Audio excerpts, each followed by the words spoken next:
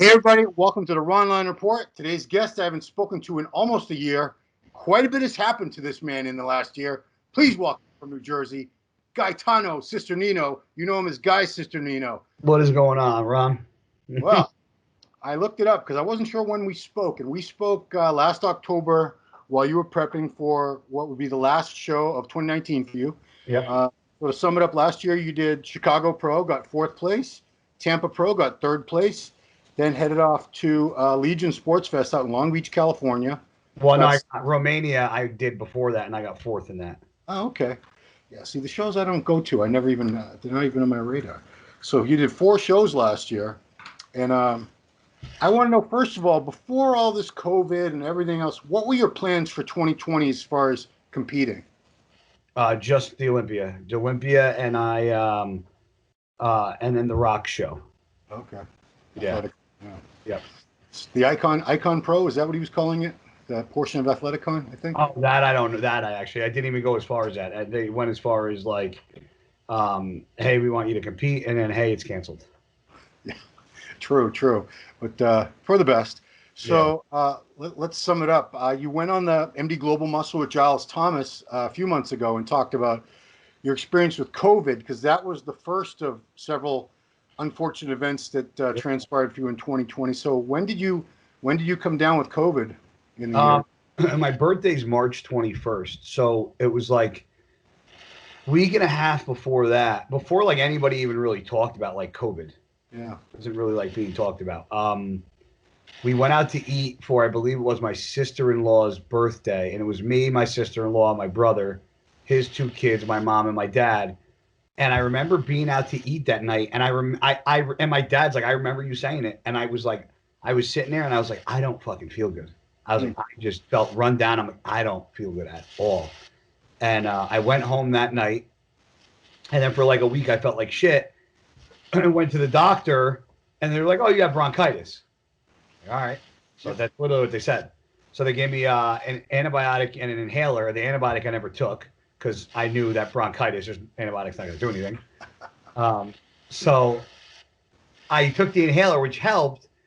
And then like a week or 2 after that, I lost my smell and my taste. And I was like, yeah. I actually lost it before they said anything on TV about losing smell and taste. So I didn't think anything of it. So my buddy called me. He's like, yo, did you see the news this morning? I go, no. He goes, you've been complaining you can't taste anything, right? He was like, I was like, yeah. He goes, can you smell? I said, no. He goes, they just this morning on the news said that that's like a major symptom of COVID. I was like, fuck. So I ended up, long story short, I ended up having it. And because I had it, I then got a blood clot in my right calf. Does that happen to other COVID people, or was that? Yes, that's why if you hear everybody getting put on blood thinners and like aspirin, is because the coronavirus is a clotting virus. It causes your bodies to form clots. So I'm on my last couple weeks of Xarelto. I had to go on a blood anticoagulant with blood thinner, whatever you want to call it, for 3 months total to kill that blood clot. And then while that was going on, I got accidentally ran over kind of by a car. Hold on, let's back up. Were you hospitalized for COVID at all at any point, or no? It sucked. I was having a really hard time breathing. I had a nasty cough, and the worst part for me was like at night. At like as soon as like 7-8 o'clock rolled around, I would get like very run down and very fucking just like beyond like tired, and I'd be like hot and flushed, but I never got a fever. So every night every time I felt like that, I would check my temperature, and I never got a fever, which is the most odd part of the whole thing. But it sucked, but I was able to train through the whole thing and do cardio, and the only reason why I pushed through it and was able to train was because I was like, well, if this thing attacks your lungs and I can keep my lungs healthy, then I should be okay, because I heard everybody was getting put on vents and this and that and having trouble breathing. So I was like, if I can keep going, I'll go, maybe it wasn't the best thing to do. I don't know. Because when they don't have a cure for something and they don't know what to tell you, it's like, I kind of had to just like do my own thing and figure it out for my fucking self, So I ended up doing that, and I ended up recovering. And obviously there's some residual side effects. Took 12 weeks for my smell and my taste to come back. Oh, wow. Yeah, it took I know some people never, I've heard some people never get it back at all. I don't have it back fully. Oh, wow. But it took 12 weeks to just even get it back. Then I got the blood clot, and then I got cellulitis in my other calf. It definitely fucked my immune system up pretty good. Was the cellulitis related to it too? I have no idea. I got that a couple weeks after I got fucking blood clot out of nowhere. So how long from the time you started feeling symptoms was it until you were basically symptom free and feeling fine again? So I got it in March, and I would say probably sometime in May. Wow. I felt better. So almost about 3 months. Well, you got to figure I had it beginning of the symptoms sometime in March. So you figure my birthday's the 21st. It was like a week and a half before that was when I started just not feeling good.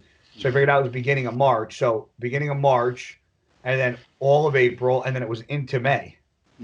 So did you ever like go back and try to figure out who gave me this? Where did I get this? The only person I could think gave it to me is my ex-training partner, Rich, who moved to PA, so we don't see each other as often as we used to, because I was training with him every day. And I saw him at a gym in Jersey the end of February, right in the beginning of March. And we were talking, and I saw him at the gym. We were bullshitting. And then, like, that week, we talked on the phone, and he said that him and his wife had bronchitis. Oh. And then a couple weeks later, him and his wife had COVID. Wow. So that's the only person. And ready for this? I had it the entire quarantine, from March, April, May. And I trained with the same kid every single fucking day, consistently. That kid never got it. Well, he might have got it and not Got tested. asymptomatic. He got tested, didn't have it? Wow. Did you not breathe anywhere near him? Or I don't know how. It was only me and him in the gym. Yeah. Crazy. Yeah. This is the weirdest virus ever. It's pretty strange, man. It's got so many different symptoms and side effects, and it does this to that person. Residual side effects. It's crazy. Before we get on with your crazy, unfortunate events, Jersey, still no gyms open? Cuomo in New York just announced the 24th. Right. So I don't know. Jersey normally follows suit, so we'll see. Yeah, because I think you're the last two states in the USA that don't have gyms open. Although, didn't California shut them down again? Yeah, they open them and they shut them back down because they open them up and then shit spikes and they shut them back down. So that's why, like, my concern was always like, how are they going to have an Olympia when like half the population can't even work out? And the other half can't get to America, can't travel to the USA. Exactly. Interesting. Yeah. It's gonna be a very interesting Olympia, to say the least. Yeah. Yeah. The only reason I know about Jersey is because those guys that own Attila's gym, that's been like all over the news over several times. Where they keep getting locked out and breaking their doors down and fined and this and that. But and New York and New Jersey, they're not playing around with this. I think they're doing it, and I hate to say it, because I think the guy in Attila's gym, and I don't give a shit what people say to me, but I think what he's doing, I understand what he's doing, and I respect his hustle and his Americanized way of living life, and I respect it and I agree with them. But like, when you're kind of fucking it up for everybody else, you should just kind of just like bite your tongue and just let it go. Because if anybody thinks, listen, I respect him, and this isn't me talking shit about him, but if he doesn't think the reason why Jersey and New York gyms aren't still open is greatly because of the shit he's pulling, he's crazy. Yeah, I mean, if he had just if they had, we can't tell people it's their business. We can't tell them just leave. Exactly. Just leave it alone. But maybe gyms would have been open like a month ago. Yeah.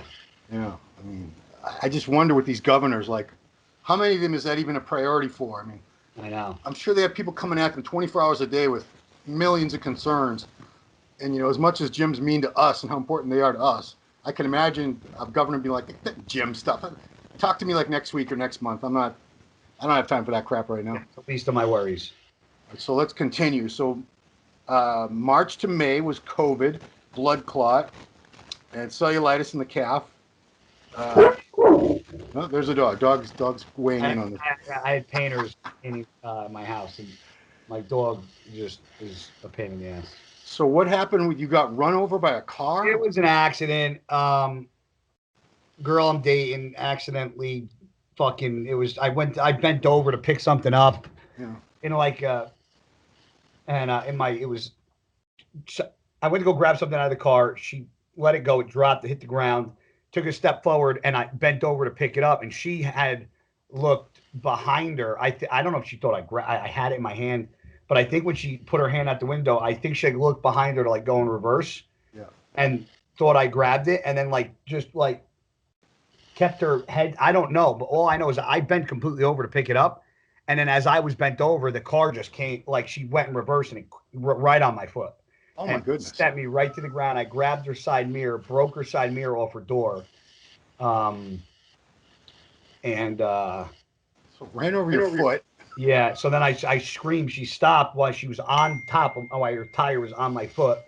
And I'm like, move forward. And she moves forward. And finally, I get, because when she stopped the car, I couldn't get my foot out from under her tire. It was stuck. And so then when she moved forward, I pulled it out. I came inside and I went inside. I showered off. I drove myself right to the ER because my hand was swollen. My hand was looked like the size of a catcher's mitt. Wow. And my foot was all black and blue. So I got to the ER and the doctor was like, you definitely broke something. I was like, fucking damn it. And the doctor came out and she's like, I don't know what your bones are made out of. She's like, I don't know how you didn't break anything. She's like, but I can't see any breaks or fractures. I was like, Wow. oh, thank God. Okay. So did it just sore for a little while? My hand was fucked up for a couple of weeks. My hand was swollen. Like these fingers, this one looked like it was like broken. It was like crooked. It was all mangled. Wow. So ironically, your hand got messed up worse than your foot. Huh? It's ironic. Your foot got run over, but your hand from the mirror is what got jacked up the worst. Yeah. Yeah. Huh. Yeah. So the answer to the doctor should have been adamantium. My bones are made of adamantium. Like Wolverine. Yeah. So don't let this girl drive anymore. I know that sounds terrible, but just say they all suck at driving. It's true, they do. But so it's not over yet. You had a back injury. Tell me what happened there. So I have no idea, man. I had the cellulitis first, and then I don't know. I was deadlifting in a gym in Queens, and I was deadlifting a lot. It was pretty much from the ground because I normally rack pull. In this gym, the way the bar was for the setting, it was pretty much on the ground. And I didn't go that heavy. I did 4 plates for 10 reps. It was my last set because I don't pull too heavy from the ground. And my back went out, and I was like, man, my back is fucking bothering me. So I didn't think anything of it. That was on a Monday. And then by next Monday, I felt predominantly better. And I was doing at Gold's, we were doing T-bar rows with the prime grip handles that you can turn with the barbell. And we went up to 6 plates. And after that workout, I was like, my back feels really tight. And I went to the chiropractor because I was like not feeling too hot. And then by the time I left the chiropractor, I went from bad to worse. And then that was just, and then I tried to get an MRI, and my insurance company for over almost 3 weeks were fighting me. The doctors were pumping me full of oxys, but they wouldn't approve an MRI. Oh. Yeah. Oxys are cheaper than MRI, so. Yeah. So I was eating oxys, and I was calling my insurance company every day, and I'm like, you guys got to fucking clear this. Ron, when I tell you I couldn't walk, man, if you don't have back problems, you'll never understand. Oh, dude, I know all about it. Yeah. So they ended up getting an MRI, and I ended up now from having 2 herniations, now I have fucking 3. Wow. So you herniated another disc. Another disc. Yeah, I don't know. And so the doctor was like, you're going to need like a spinal fusion. And I was like, not yet. I was like, if you're going to do that, I was like, you got to give me a couple more years out of my career. I'm like, so I don't care what you have to do. I was like, but you better find another fucking option because you're not cutting me open yet. So they did an epidural. Now they have to do another one in another like week or so. Yeah, because what are the options for herniated disc? I was at the chiropractor recently, and it doesn't seem like there's a lot they can do for it. There's not. Yeah. It sucks. And once you start that surgery route, as we know from watching Ronnie, it could be goes on and on and on. Yeah. You'll get cages and bolts and screws, and they'll take those, you'll break those, and yeah. So where are you at right now with the pain and everything? I'm still in pain. I'm training. I had to take 3 weeks off the gym. I couldn't even Ron, I could barely get out of bed. I was in agony. And I'm back. This is my second full week back training, and I'm good. My strength is coming back. I just got to be careful. Like I squatted the other day, 315 pause reps. Didn't go heavy. Have not done any bent over, non-chest supported rows or anything like that. Everything I've been doing is chest supported or sitting down. Yeah. You know, I'll do some stuff standing, but I'm not compromising my back. There's a point where, like, at my age and my injuries, like, if I want to continue my career, I have to change some things that I do, or I'm not going to make it. You know. Yeah. I mean, luckily you're in kind of a good spot because you built pretty much all the mass that you need to. It's not like you need another 10 pounds of muscle or anything. It wouldn't hurt my physique at this point. But yeah, you know, it's not like you've done very, very well with the amount of muscle you do have. Listen, I tell everybody, I'm probably one of the, there's not many bodybuilders that have won 7 shows, period. And a lot of bodybuilders are lucky to win fucking 1. Most bodybuilders never win a show. And I've won 7, and I won 2 New York Pro shows. And you know what? A lot of the guys that came up the ranks, you know, that won the shows, they deserved it because they got crazy genetics. My genetics suck. So the fact that I won 7 shows with what I got, I'm fucking, you know, if my career ended today, would I be happy? No. But would I be satisfied? Yeah. I mean, I can honestly say when you turned pro, I thought that was the end of you. I'm like, oh, well. Everybody did. There's another guy with a pro card, never going to do jack shit. Yeah. You proved me wrong. Yeah. On your Instagram a couple days ago, there was yet another incident. And I'm reading the comments to see if anybody it showed your security cameras. You're running through your backyard. It looked like you're holding your groin, and you were asking people to guess what happened to you. And I saw a lot of speculation, but did you ever actually come out and tell us? No, I not yet. So, but I'll tell you. Yeah, this won't be out for a couple days. So, I have about 2.5 acres, and I have a ride-on mower. Yeah. And my ride-on mower was in the shop because they were changing the blades. Like every couple of years, they change or sharpen the blades if they need them. They just, you know, kind of like bringing your car in for a checkup and a tune-up, you know. Yeah. So they had it for over a week. So by the time I gotten it back, it was like close to 3 weeks that my lawn hadn't been cut. Oh, no. And my lawn normally gets cut every 7 to 10 days. And they because they had taken it after a week that I've already cut it. So then they had it for over another week. Was it about this high? Yeah.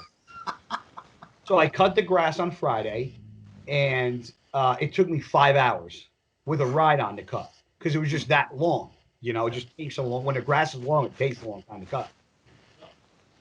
Yes. All done? All right. Thank you, guys. My painters.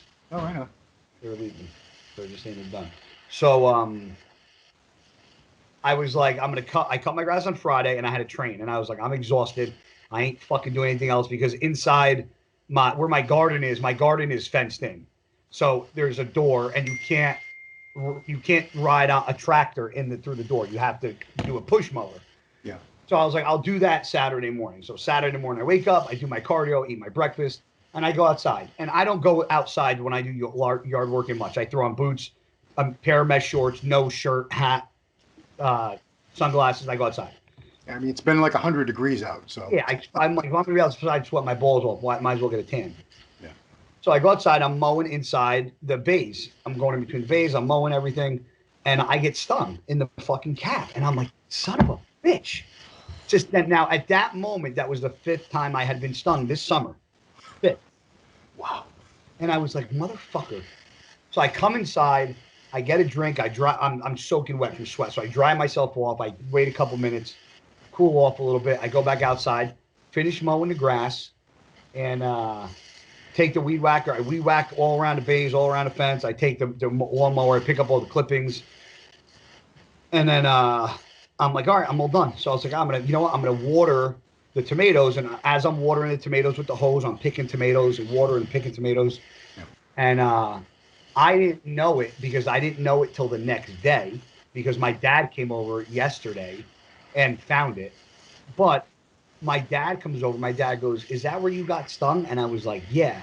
And I didn't see it, but right where if this is the wood and this is the grass, yeah. Right where it meets like this, there was a hole in the ground about the size of a golf ball.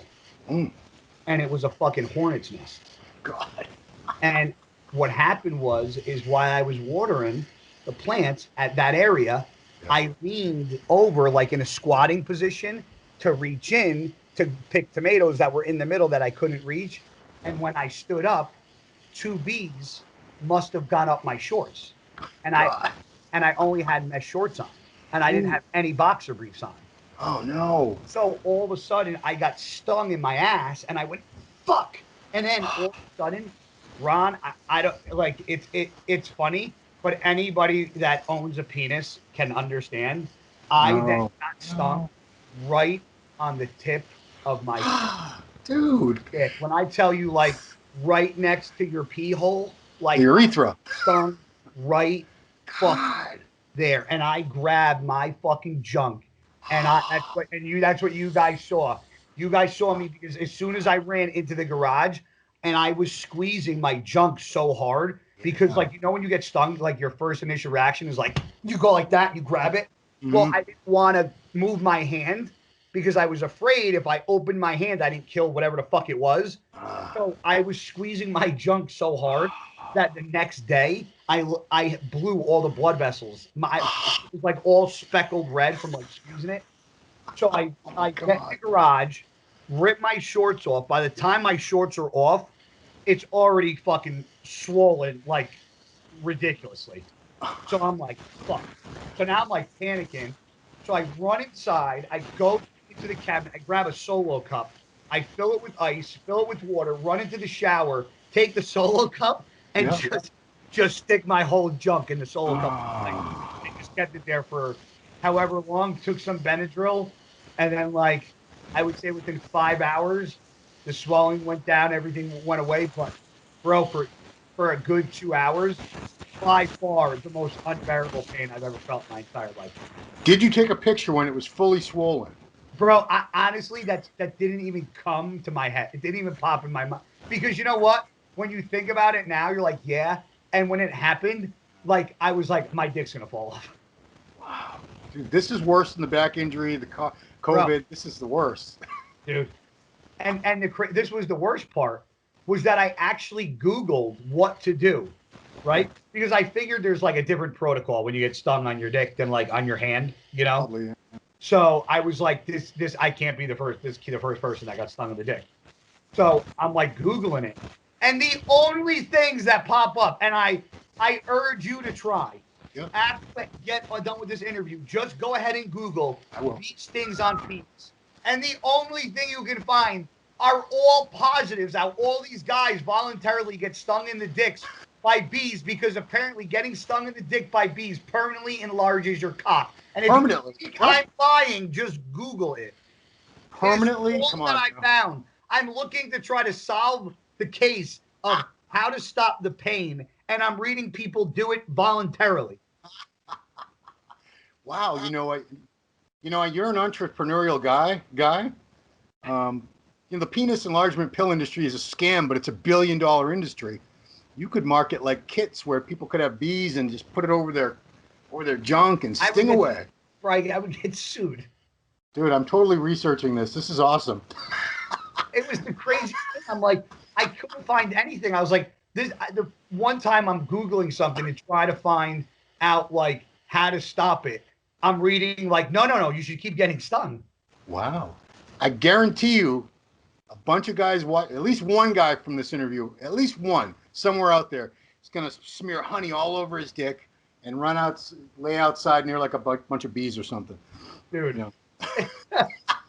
But everything's fine. Went down. If you want to know how swollen it was? Yeah. Peeing wasn't that easy because it was the hole was kind of swollen shut. That makes sense. Yeah.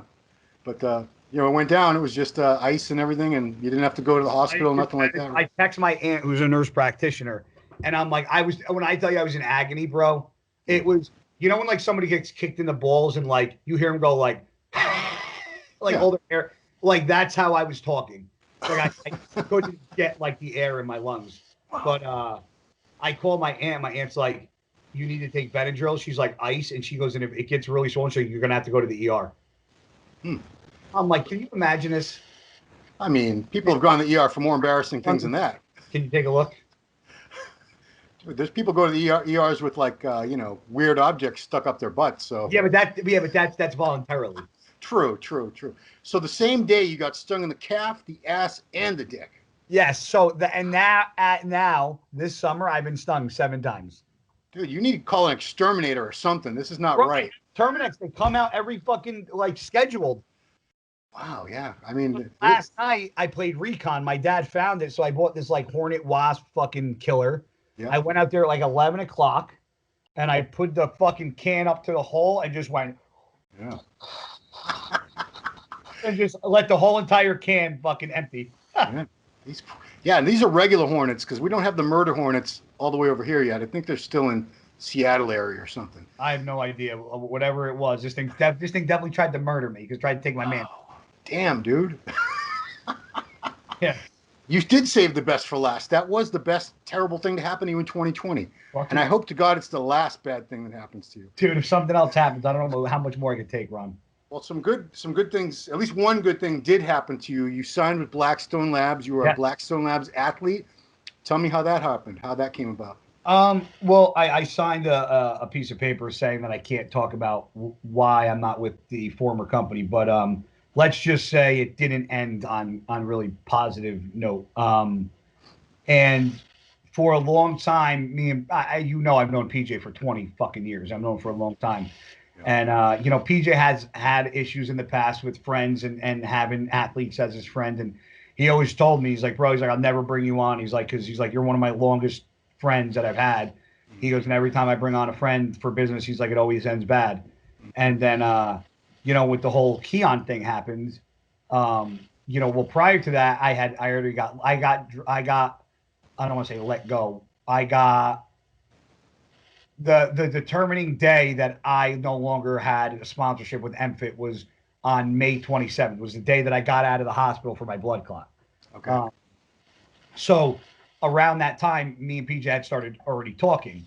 And then when the whole thing happened with PJ put out that post, and then that whole big thing with Keon happened, that kind of Keon, because Keon's gonna be a great bodybuilder, and nobody's gonna doubt that.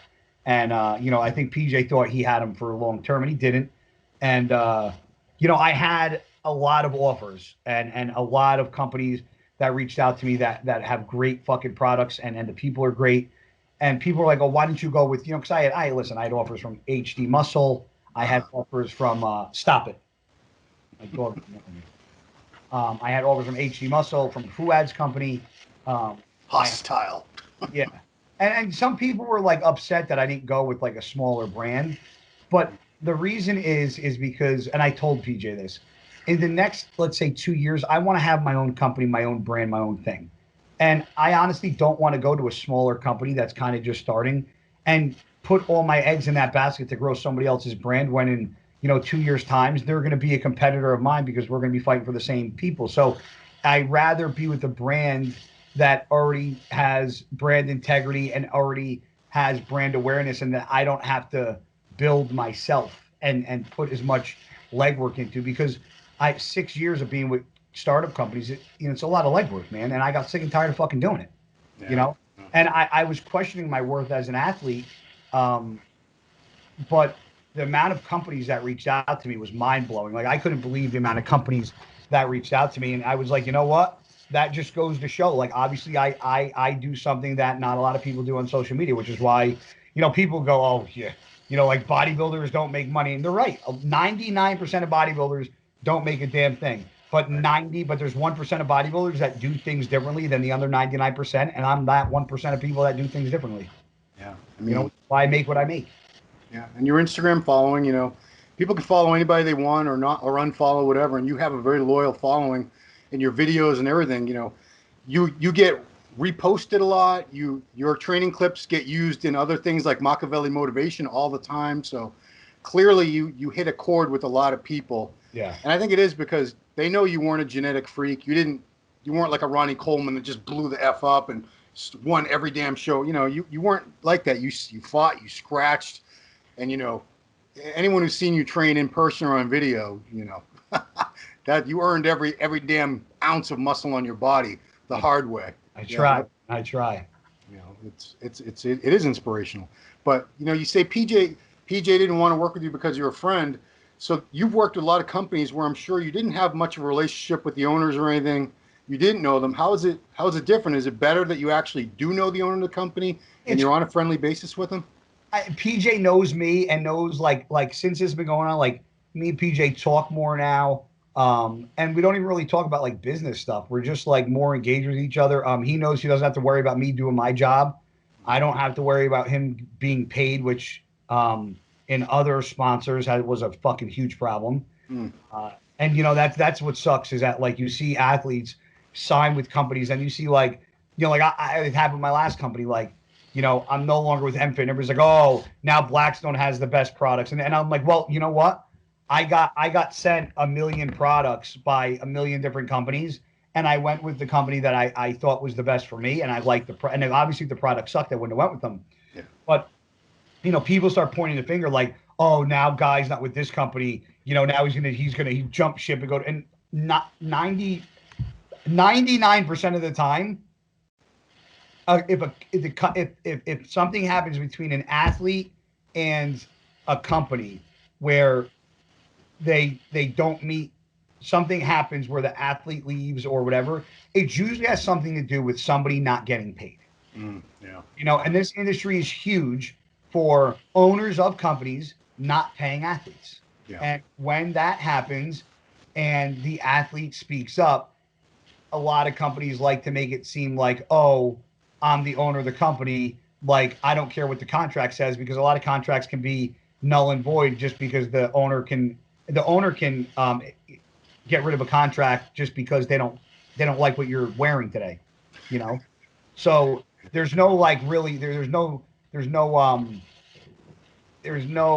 stability in contracts unless you have a good lawyer that knows what they're doing. And still sometimes that really doesn't fucking help. But in this instance, I when I signed with my old sponsor, it was signing for long term, and there was just a lot of things that happened that just weren't okay, and I had to break away, and it sucked. But now that I'm at the point where I'm at the end of my career, the next couple of years, and I'm glad to be ending with a brand that's bigger, and where that I can benefit from as much as they can benefit from me, because when you're a one-man show with a startup company, the company's benefiting from you, Right. Not the other way around. And I've been 7 years of everybody else benefiting from me, and not the other way around. I get sick and tired of it after a while. So you just said you're 38 now, right? Yeah. You've had a hell of a run so far. You probably got a couple, 2-3 years left max. You've accomplished so much already. You've been top 6 at the Olympia. You've won 7 shows. All that. What do you still want to accomplish in the next couple of years before you finally walk away from the competitive side of all this? Man, I really would like to be top 3 top, even I want to say top 3, top 5 even. I really wanted to have one of those top 3. Listen, the goal is to win, and I train to win. I'm training to win the fucking Olympia. But at 38 years old, at a sport where your eyes tell a lot of the story, because what you see, you can't change what you're looking at. You know what I'm saying? Like, it is what it is. And I know what I'm looking at in the mirror, and I know what I see from other competitors, and I know where I'm lacking, and I know that if I want to make improvements and beat certain guys, it's there's a lot of work that has to be done. And am I able to not mentally, but is my body physically able to withstand the tasks at hand, to do the jobs, to win the Olympia, because of the injuries that I have suffered throughout my career? And I don't know. I try every day to find a way to get it done, but some days are harder than others. Yeah. I mean, the knocks I had on you early in your pro career, you've done quite a bit to bring them up. I remember didn't like your back. Your back needed to be a lot thicker. Your arms were terrible compared to your legs. You balanced out your physique quite a bit. What more do you still think you need to do, or that you're trying to do before it's all over? Back arms still. Okay. Your bad body parts are never going to be your outstanding body. Your bad body parts are always going to be your bad body parts, because even if your bad body parts become better, chances are your better body parts became better too. Yeah. So there's always going to be that catch-up game that you're playing. I'm glad you put it in that perspective, because there is a lot of misinformation, and some genetically gifted pros are the worst ones for putting it out there, because they might have a lagging body part that was lagging because they just didn't know how the hell to train it. Yeah. Once they figured out how to feel their back or whatever, or they started doing more reps for their legs or whatever, boom. Yeah. Problem was solved in a year. The body part came right up. Exactly. Whereas, you're like most normal human bodybuilders that aren't that blessed. No. So I'm glad you're the voice of reason, because I don't get a lot of that on these interviews from people. Oh, I'm sure you don't. I still remember one guy. I used to do all the Q&A columns. We used to have remember freaking 15 of them in MD at one point. And I remember one guy, I certainly will not say who it was, but I would give these guys very generic questions.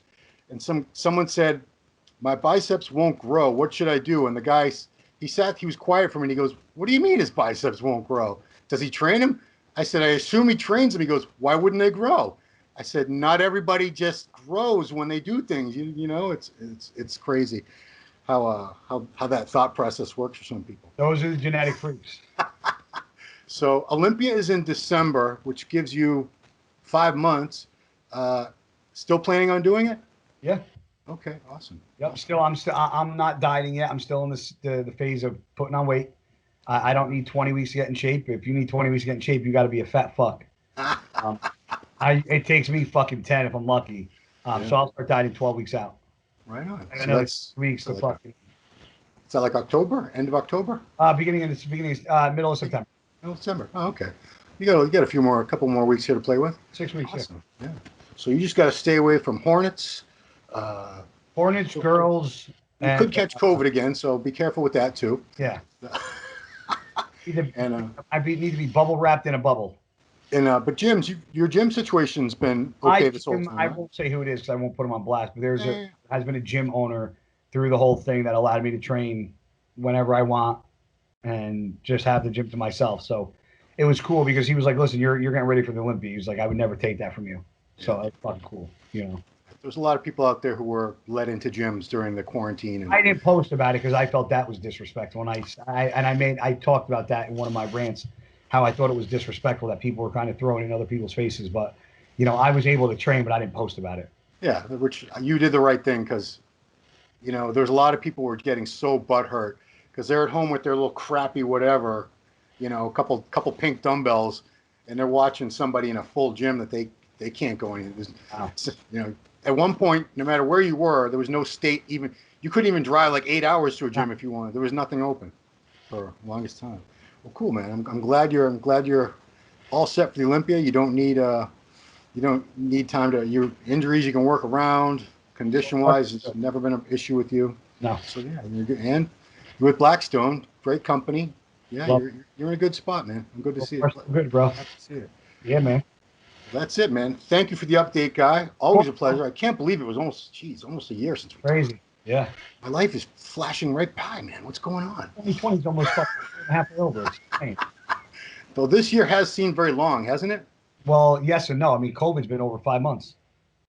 It seems to me like COVID's been going on for about 3 or 4 years, though. If you really, it seems like this has been dragging on and on. So annoying. Man. Cool. Well, that's it, man. Happy to see you're. Thank you, bro. Hopefully doing well from now on. Yeah. I think did I say this to you? I said, did you ever have an ex that was like a practitioner of voodoo or Santeria? No, but you said you thought I did because you thought somebody put a curse on me. It does seem like it's possible. Maybe somebody you beat that's still butthurt about it, and they were like, they contacted a witch doctor. Hopefully the curse is lifted. Let's put it that way. I hope so. Cool, man. Well, I appreciate you taking the time, guy. Anytime, Ron. Always good. And your Instagram is Guy Cisternino? That's it. My Instagram, Guy Cisternino. My Blackstone Labs code is Guy Cisternino. Everything's Guy Cisternino. Easy enough. It's cool, yes, man. sir. Thanks for talking. And wishing you the best from this point on in 2020. Thank you, brother. You too, Ron. Take care, bro. Stay safe. You too, man. Talk to you guys later. Bye-bye.